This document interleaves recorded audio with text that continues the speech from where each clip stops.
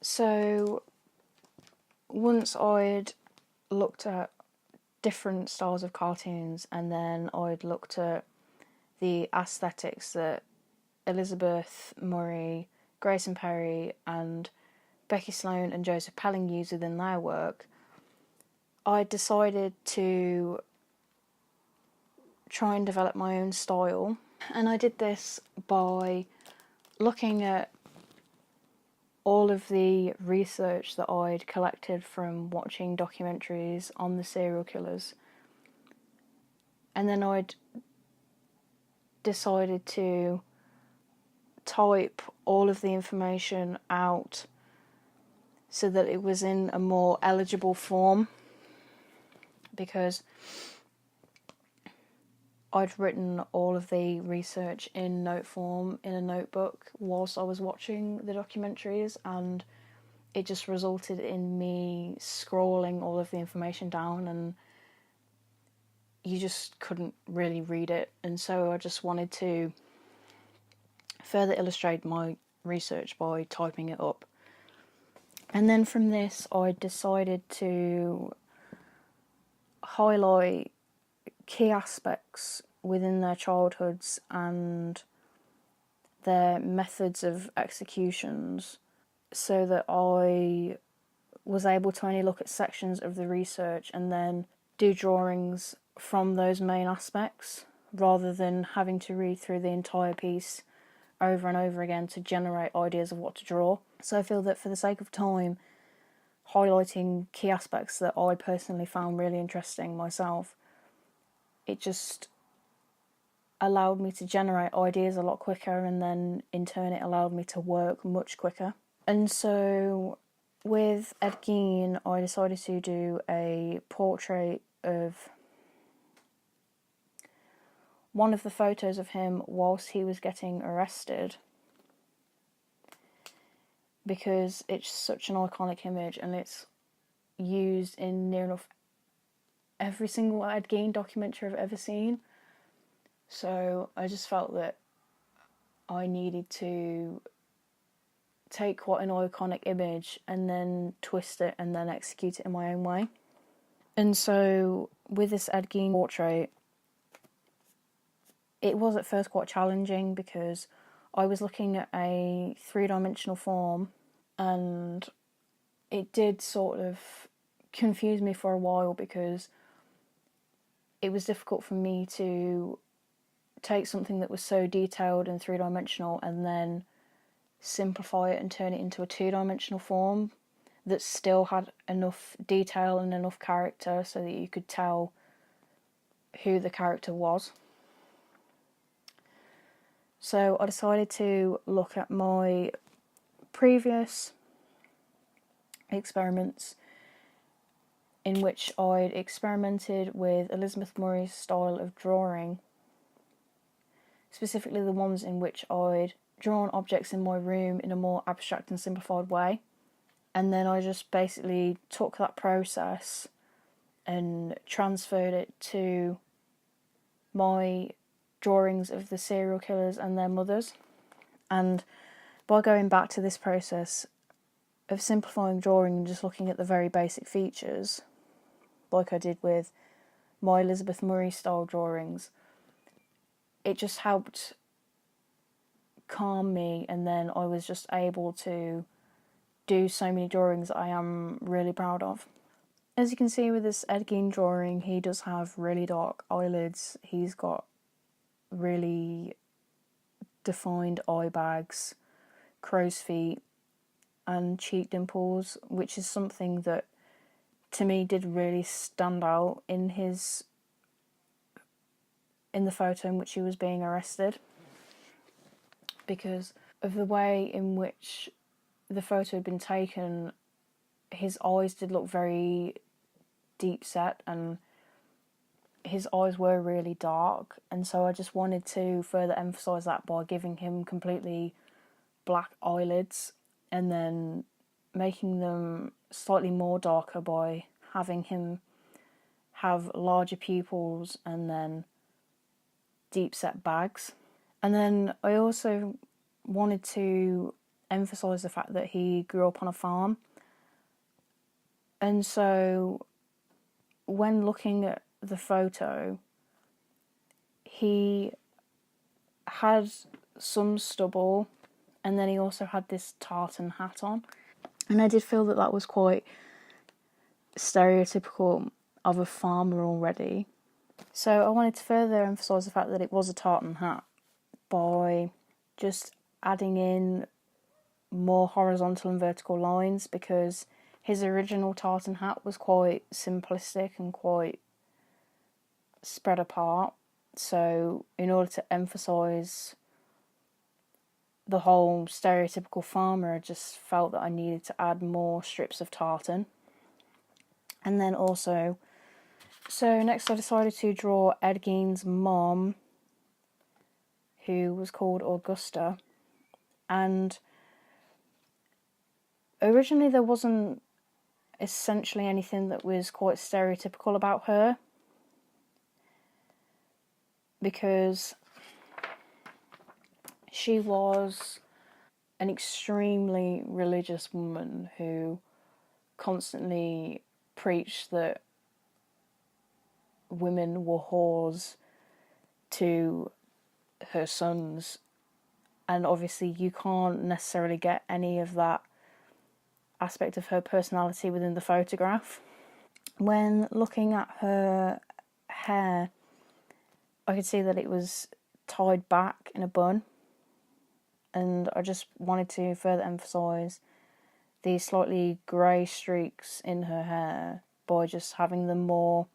frequent, just to show older age. And then I just wanted to further emphasise her gender by adding longer eyelashes, because a lot of cartoons represent females by adding eyelashes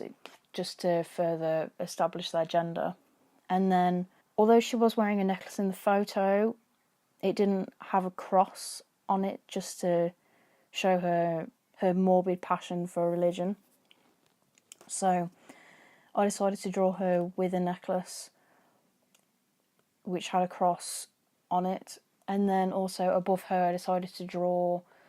her cross necklace as a character, just to further emphasise the influence that her religious beliefs had on Ed Gein as a child. And then from then on I decided to draw the morbid events which occurred after Ed Gein's mother, Augusta, passed away. So upon research, I discovered that he had an array of furniture in his house which was made out of human flesh. And there was one thing that kept specifically cropping up, which was the fact that he had a lampshade which was made out of human faces. And obviously the very concept of having furniture that's literally made out of human skin is just really disturbing and really morbid, and I just wanted to further challenge myself by trying to at least represent such a morbid aspect of their life, but in a childlike and initially innocent way that then in turn further emphasises how deeply disturbed Ed Gein was. And so when drawing this, I drew the basic shape of a stereotypical lamp, just so that you could easily recognise that it was a lamp. And from then on, I decided to section the lampshade into 4 different faces, so that I was able to establish a set of different characters and then also represent the vast amount of people that Ed Gein had manipulated and turned into furniture. And so I decided that it would be a lot more disturbing if I represented the characters as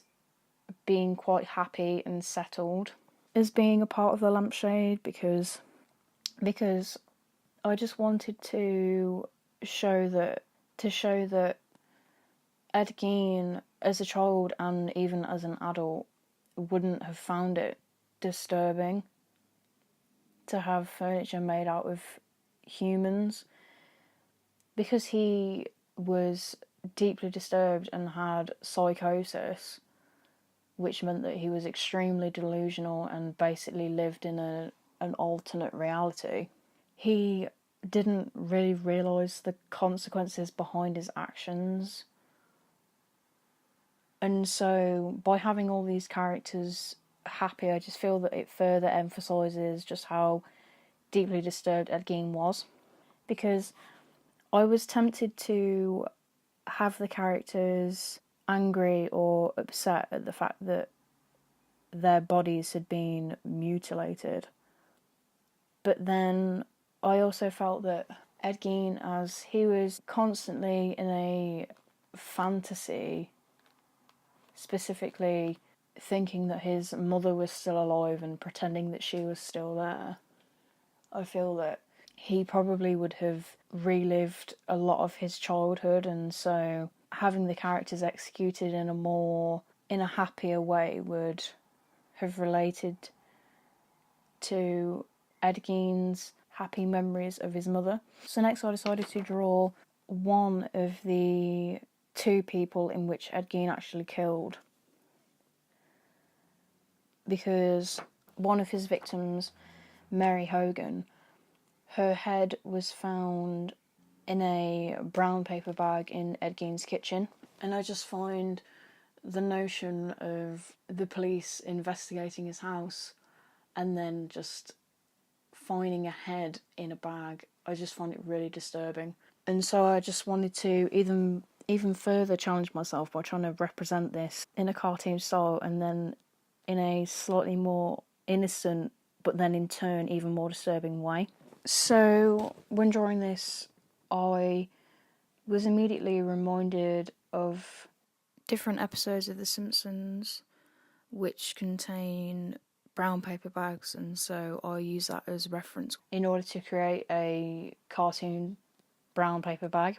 And then from there I decided to look at photos of Mary Hogan when she was still alive and found a specific one of her which I also used as reference and mimicked her short wavy hairstyle just so